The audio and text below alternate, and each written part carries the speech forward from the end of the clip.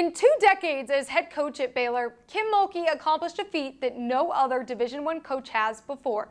Welcome to Inside the Big 12. I'm your host, Morgan Uber. Today, I'm bringing you a full show of all things Big 12 women's basketball. We start right off the top with the Mulkey milestone. Welcome to the 600 Club, Coach Mulkey. After Tuesday night's 77-62 win over Texas Tech, Baylor head coach Kim Mulkey recorded win 600 in just 700 games. It made her the fastest NCAA Division I coach, man or woman, to reach the milestone.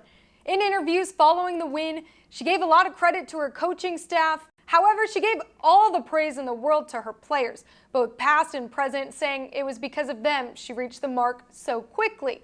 Her players reciprocated with praise of their own, not quite a full Gatorade bath, but absolutely doused her with water.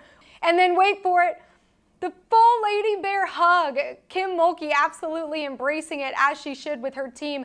Check this out. Here's a list of some of the coaching legends that Mulkey beat to 600, and it's just some of them.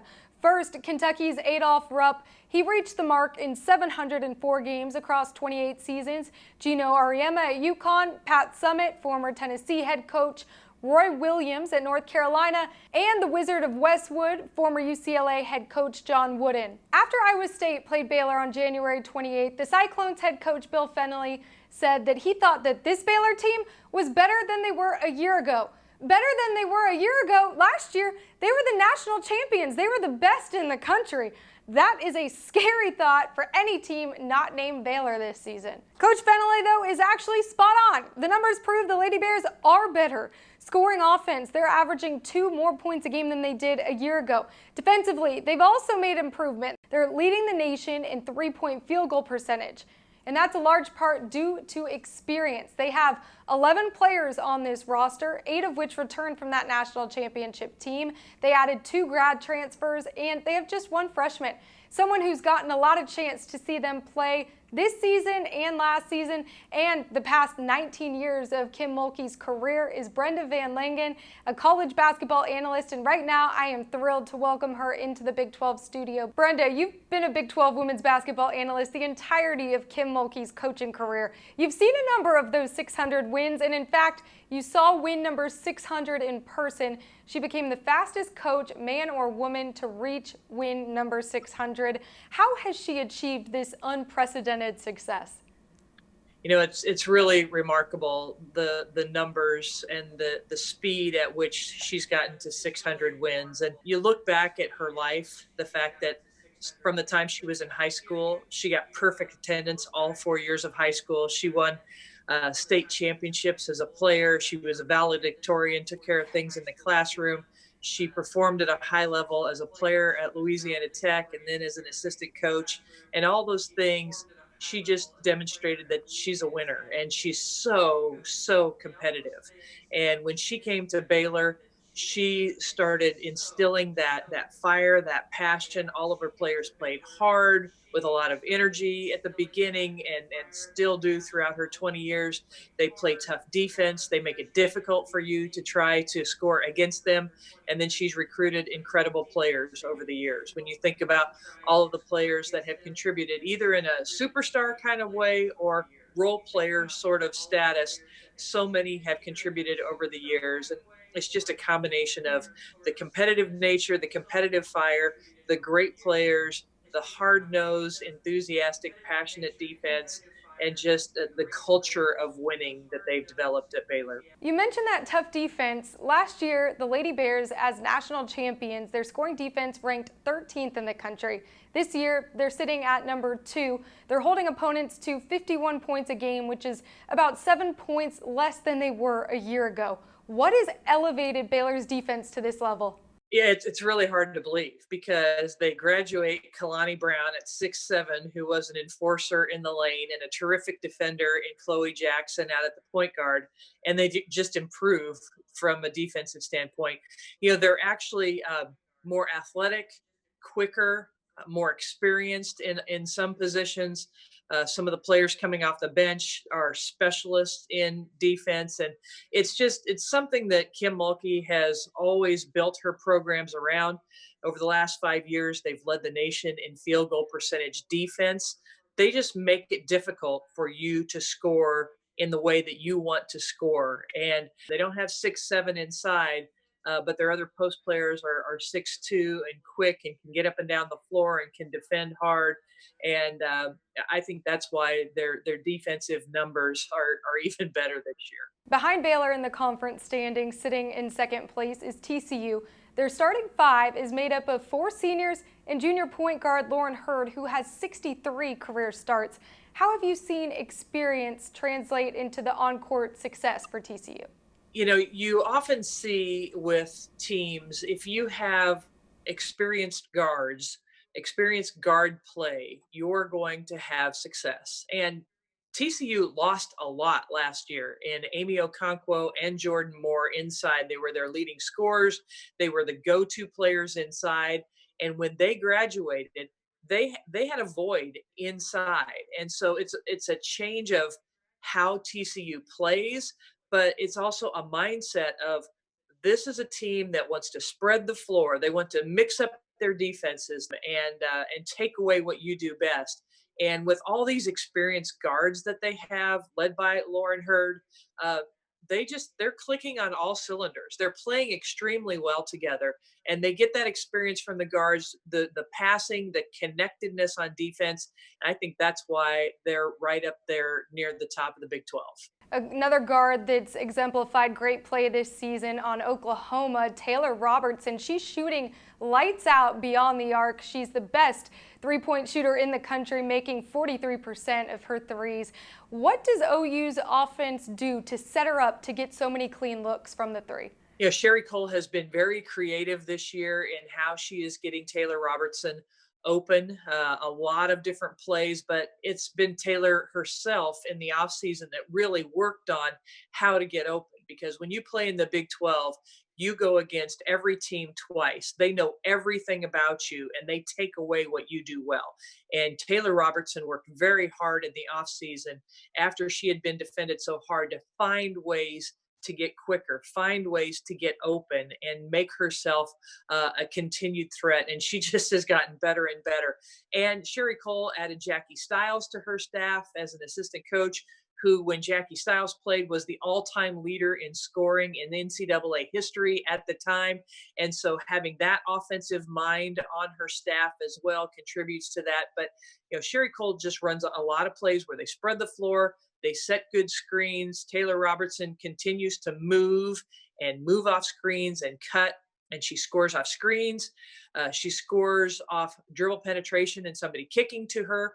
And oftentimes she'll score when Oklahoma gets an offensive rebound and they kick it to her and she buries a three-pointer. So 3 different ways that she is getting open to get those 3-pointers. Shifting gears to Iowa State, it's hard to believe that guard Ashley Jones was actually second on her team in terms of the returning scorers coming back. She's now not only leading the Cyclones, but she's leading the conference in scoring, averaging 21 points a game. That puts her at 6th in the country. What's been the difference for her and her scoring abilities this season? Bill Finley said last year when she came in as a freshman, she is a natural scorer, and she was very good last year as a freshman, but she was still learning the system, and she was behind Big 12 Player of the Year, Bridget Carlton. And so she learned what it takes to score in the Big 12 and learned a lot from her mentor. Now she's stepped into that role, and Bill Finley is the master at drawing up plays. They have so many set plays that they run, and she comes off screens. She gets isolations. They do a lot of things for her to set her up to be able to score against whatever defense they face. We've talked about a lot of different guards, but a center in the league, a freshman, Kansas State Aoka Lee, she has set program records. She recorded the first 2020 double-double in K-State program history. She leads the team right now in field goal percentage and blocks. In year 1, Brenda, what have you seen from her that's making such an immediate impact for the Wildcats? She has been remarkable, and to come into the Big 12 and to face so many teams that have good bigs inside. It's really been impressive. And when you talk to Jeff Mittie about Aoka, he says that she's steady. Her bad days are better than most people's because she just keeps an even keel sort of temperament. She works extremely hard. She is strong. She's a post presence. She can post up, be a great target for the basketball. She's an excellent rebounder. She is getting better and better defensively, and she's just a force inside. And when you have that kind of size and skill and length and strength inside that Aoka Lee has, it makes teams think twice about going into the paint against her. Through 15 weeks, she's won 10 of the Big 12 Freshman of the Week honors. She's likely to be the Freshman Player of the Year in the Big 12. However, the Players of the Weeks have really been a different story. We've seen 11 different honorees over the span of this season. At this point in the season, who do you have taking home the Player of the Year award for the Big 12? It's really difficult to pinpoint who the Player of the Year is this year. I would say that Lauren Cox is the best player in the conference. Her numbers may not rise to the top in all of the categories because Baylor gets such contributions from all over the court. But Lauren Cox is the reason that they are one of the best teams in the country, the top team in the conference, all of those things, because of all of the things she does, from scoring to rebounding to shot blocking to passing. She's one of the best passers in the country. All those things contributing, I think she's the best player. However, I think that it's going to be really interesting to see what the coaches do because there are a lot of players in this league that have done some incredible things this year. When you look at Ashley Jones from Iowa State and what she's been able to do scoring wise and how she's been able to lift Iowa State. When you look at players like Brittany Brewer at Texas Tech, who has the length that Lauren Cox does, and head to head has had terrific games against Baylor and can score both inside and out. And then you have Peyton Williams, who has just been remarkable as a dual sport athlete. And I think she's just coming into her basketball legs being under her and playing her best ball of the season. And I think she makes Kansas State a very dangerous team down the stretch. So, there's a lot. You can talk about Vivian Gray, who is a tremendous scorer at Oklahoma State, or Taylor Robertson, who is the best three-point shooter in the nation. There are a lot of great candidates that have had outstanding performances this year. I think it's going to be really interesting to see what the coaches do in choosing a player of the year. Those awards will be announced on March 9th, and 3 days later is when all of the festivities begin in Kansas City, the Women's Basketball Championship. And Brenda, taking a look around the league, if you had to pick, one or two teams that really could come out and surprise some people, who would your potential dark horse be for that championship? Well, of course, Baylor is the favorite, and they've won the tournament title 8 of the last 9 years. And as the defending national champion, they certainly are the favorites in the Big 12 to win another championship title. But the way this Big 12 season has gone, it's crazy. It's the craziest regular season Big 12 schedule that I can remember. And I've been covering this conference the entirety of its existence.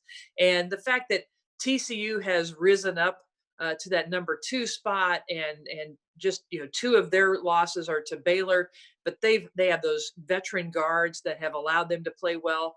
Then after that, you've got everybody beating up on one another through the regular season. So once we get everybody on a neutral site in Kansas City, anything can happen.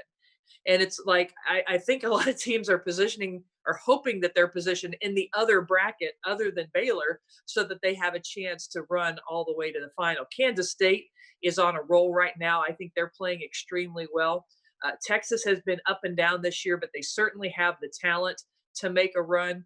West Virginia has not had the year that they had hoped to at this point, but they have shown the ability to make a run through the Big 12 championship over the years. Texas Tech has played Baylor tough in their 2 meetings this year. And so as you look at the whole squad, if Oklahoma starts hitting threes in a game, they may be unstoppable. If Oklahoma State has Vivian Gray and Natasha Mack scoring like they do, they may make a run. It honestly could be any team in this league, and that's why you really want to get a ticket and go to the Big 12 championship in Kansas City and see it in person, because it's going to be phenomenal. There's sure going to be so many great games, and with your hometown being Kansas City for the first time in 8 years for the championship to return to Kansas City, what is your excitement level? I am thrilled. It's Kansas City is a sports town in a big league way. Of course, we're the home of the Super Bowl champions, the Kansas City Chiefs, and the men's tournament has been such a success here for so many years in the Big 12 Conference. I'm excited that the women's championship is returning, first time since 2012. I have so many great memories of all the Big 12 championships over the years. The city is excited about it. There are a lot of youth teams around the city and various groups that are planning to come to different sessions. We've got a reading challenge on Friday afternoon that has over 2,000 elementary students that are going to be attending the quarterfinals on Friday, March 13th. So I'm excited. Municipal Auditorium is one of the most historic basketball venues in all of the country and is a great setting for the women's championship. And we in Kansas City are excited about it. And I think Big 12 fans are looking forward to it as well. It can't get here soon enough. Brenda, really looking forward to seeing you here soon in Kansas City. And thank you for taking the time to join me today. Yeah, thank you for inviting me. It was good to talk to you, Morgan. In case you missed it, check out the most eligible Valentine in Ames, Iowa. How cute is this? This is Will Fenley. He's the grandson of Iowa State head coach Bill Fenley. Back in 2017, former Big 12 Player of the Year Bridget Carlton won Will over on Valentine's Day. But she's since moved on to the WNBA, leaving Will in search for his new Valentine. It's the most dramatic Valentine's yet. Who will be Will's Valentine? Find out next on Will You Be My Valentine?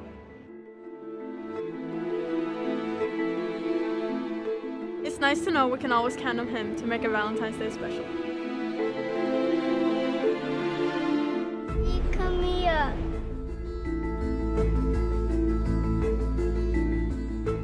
Thank you, Will. Can I get a hug?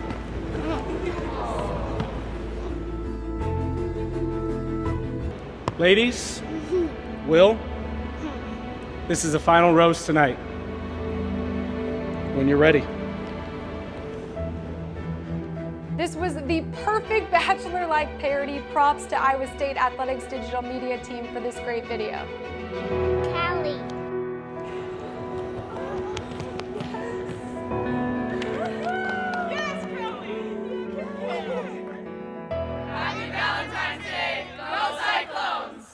A big thank you to Brenda VanLengen for joining me today. She will, of course, be in Kansas City. I'll be there as well, and you can be there too. Ticket information is on Big12Sports.com. You can find out everything that you need to know about the Women's Basketball Championship. You won't want to miss it, and I hope to see you there.